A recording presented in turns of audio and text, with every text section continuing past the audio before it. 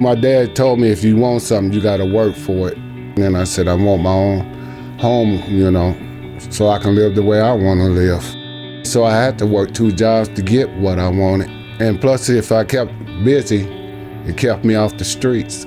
So I just started working and came along this house right here. And I liked it. It was just a small little house, and I thought it would be a good little place to stay. We made a contract of rent to buy, because I said I didn't want to just rent. I wanted to own my own home. Rent to own is controversial. Legal, but controversial. Brad wanted to own a house, and this was the way that he understood he was going to be able to do that. I was in a situation, if I didn't, hurry up and do it, I would have been out on the street. So I didn't have no other choice. Brad had an arrangement with his landlord to where he would be allowed to do some work. Odd jobs here and there, mow a lawn, paint a house. Then his landlord would kind of take off X or Y off of what he was supposed to be owed. Open up the door, go out there to get the mail, and I seen 3 papers, eviction notice in there. So we looked up a lawyer.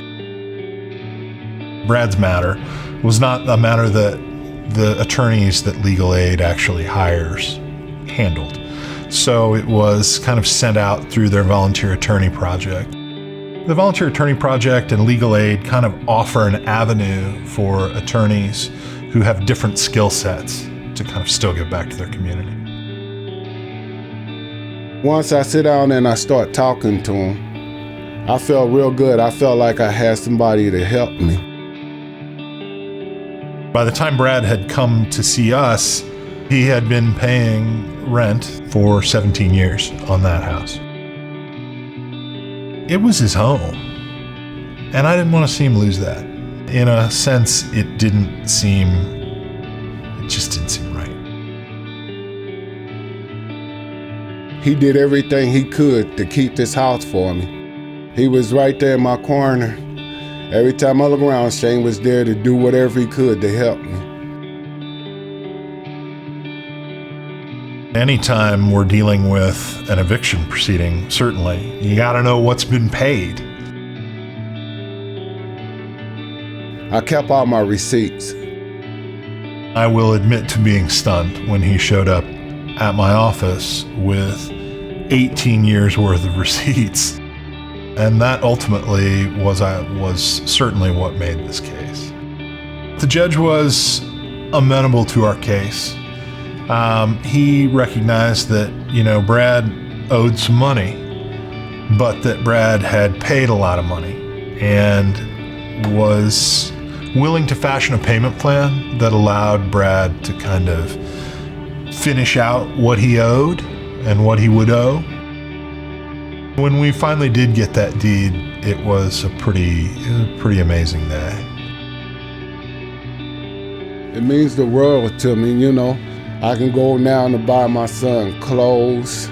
I ain't got to worry about being put out no more. I went in there with nothing, and it came out with so much.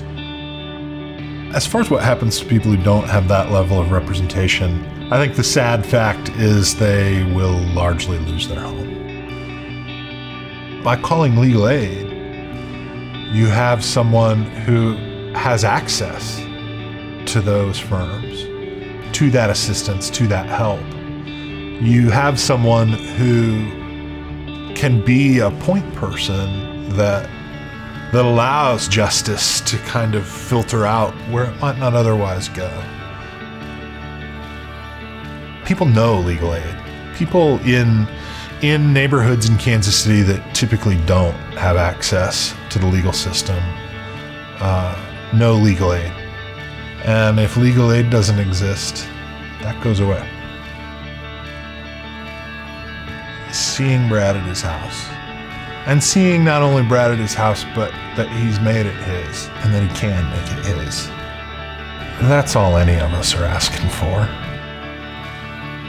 And seeing that today kind of seeing that up close with Brad. Today was a good day to be alive.